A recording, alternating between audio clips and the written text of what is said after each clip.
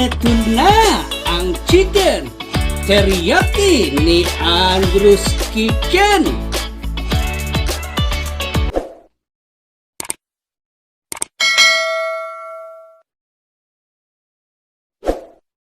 One, two, three.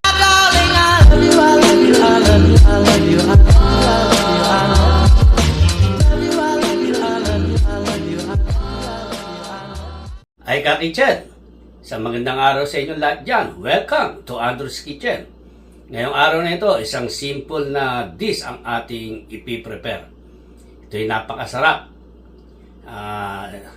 Simple lang pero napakasarap na ito, napakadali lutuin. Tatawagin natin itong chicken teriyaki ni Andrew's Kitchen. Meron tayo ditong chicken thigh. Ibo-boneless natin to.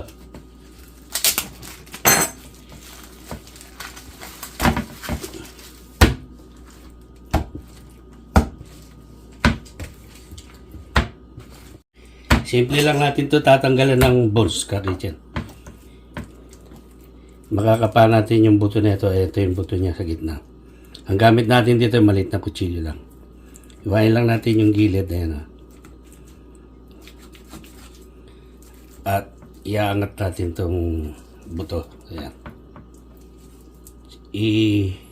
Isagad nyo lang doon sa laman para hindi masayang yung chicken thigh nyo. Masimot natin yung laman niya. Matanggal natin yung buto ng sagat sa chicken thigh natin. Yan.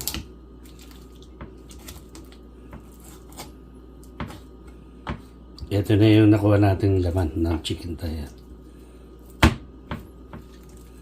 Ito ang gagamitin natin sa ating masarap na chicken teriyaki ni Andrew's Kitchen. Meron tayong chopping board dito, babasahin lang natin na ganyan. Dito natin siya palalaparin yung chicken thigh natin.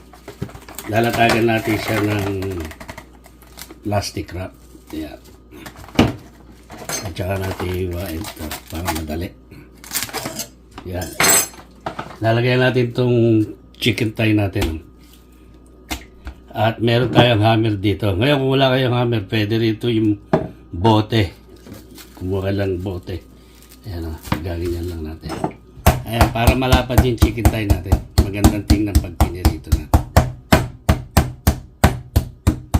Kaya ito na yung chicken thigh natin na pinalapad. Oh.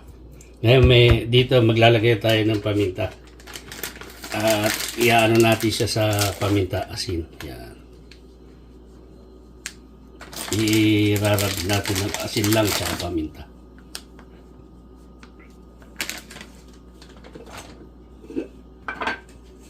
Asin na. Tansyahin na yung asin nyo, yung alat ng manok nyo. Maglalagay pa tayo ng sauce nito na panteriyaki.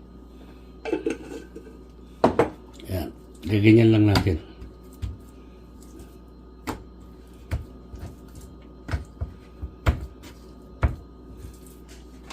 At lalagyan natin ng paminta ibabaw. Pamintang durog ang ano natin dito. Rarab natin ng pamintang durog yan.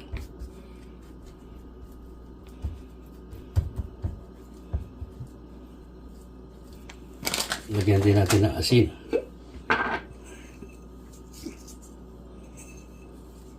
Yan.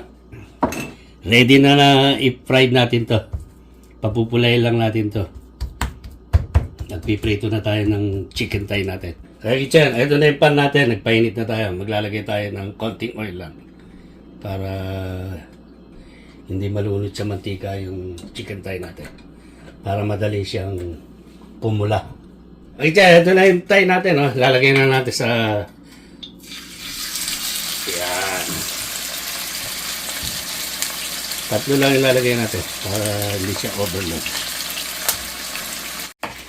I-prepare na natin to habang piniprito natin yung chicken thigh. Ito natin to sa gitna yung pipino. Lalagyan natin siya ng dekorasyon. Yan o. Dito naman sa gitna. Magkabilaan. Yan. Para magandang kainin. Maganda yung preparation natin. Yan o. Dito naman. Ayan. Iwain lang natin ito ng pabilog na ganyan. Sunod natin itong carrots natin. Babalatan natin ito. Iwain natin itong pa-diagonal na ganyan.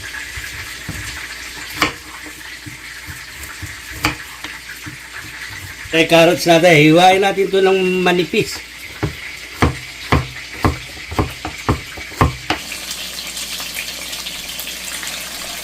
Ang ganda ng pagkaprito natin sa ilalim. Ayan.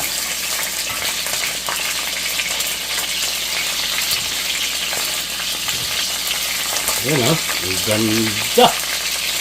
Yummy. Chen, balik ka rin na natin itong ano natin. Ayan o. Golden brown na yung skin ng chicken thigh natin. Ayan, ang sinasabi ko. Golden brown, Look yummy! Okay, Chen, isa-separate na natin to. Okay na to. Meron tayong paper towel dito para hindi siya oily.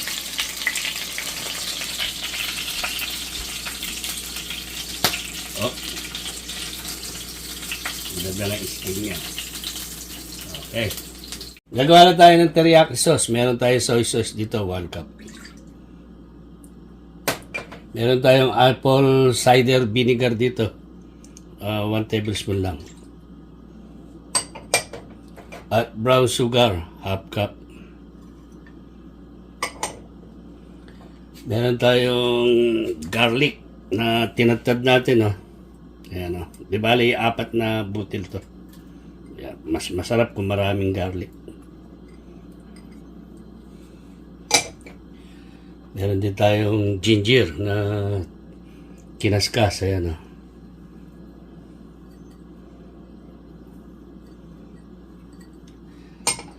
Sesame oil. Ayan. Iyon na natin yung stove natin. Mix lang natin. Ito na yung teriyaki sauce natin, kakityan, Pinagalo-halo na natin yung mga ingredients ng teriyaki sauce. Kaya tayo ng cornstarch. Ito, may 2 tablespoon tayong cornstarch, saka 4 tablespoon na water. Ayan. Hindi natin ito ilalagay lahat. Unti-unti lang. Kukunin lang natin yung magandang texture ng teriyaki sauce natin.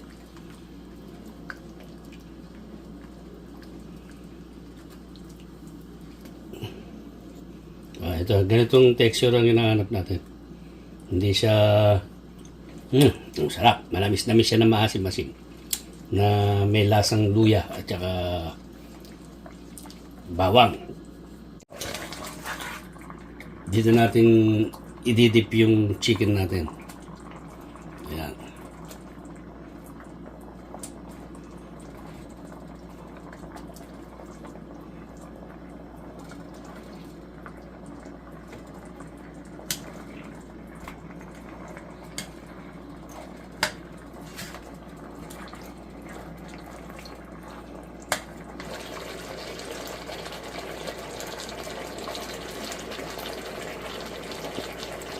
Gagawa naman tayo ng chipilo sauce para meron tayong pang-glaze sa ating chicken teriyaki ni Andrew's Kitchen. May mayonnaise tayo rito. Maglalagay tayo ng 4 tablespoon na mayonnaise.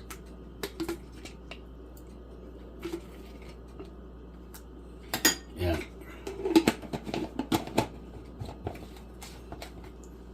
At maglalagay rin tayo ng 4 tablespoon na ketchup.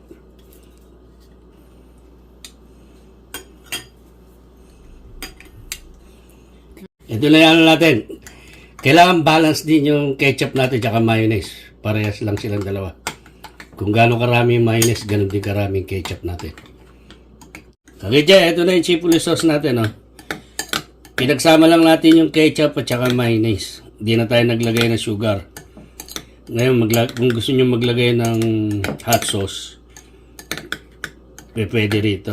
Simple lang tong chipotle sauce natin. Walang maraming ingredients. Ketchup, mayonnaise lang.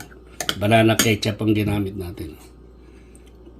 Ang na rin tayong ordinary rice lang ang ginamit natin. Okay na to. Yung gusto nyo, Japanese rice. Yan. I-ano lang natin siya. Para hindi siya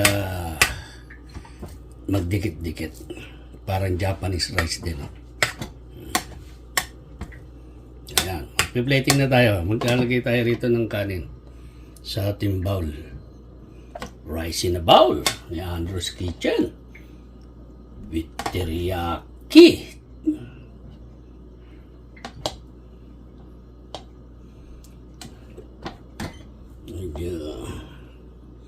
Wala natin siya ng chicken. Ito. Isa pa.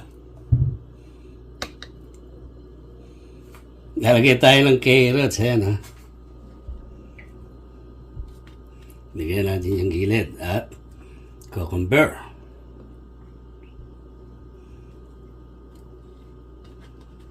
Lalagay tayo ng corn. Ito ha.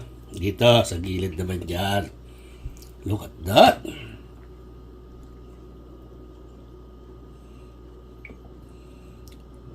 Napakasarap ng chicken teriyaki ni Andrew's Kitchen, no? Siyempre, hindi matatapos ang chicken teriyaki ni Andrew's Kitchen kung walang pampagana. Eto ang chipotle sauce, oh. Look at that! Eto na ang chicken teriyaki ni Andrew's Kitchen.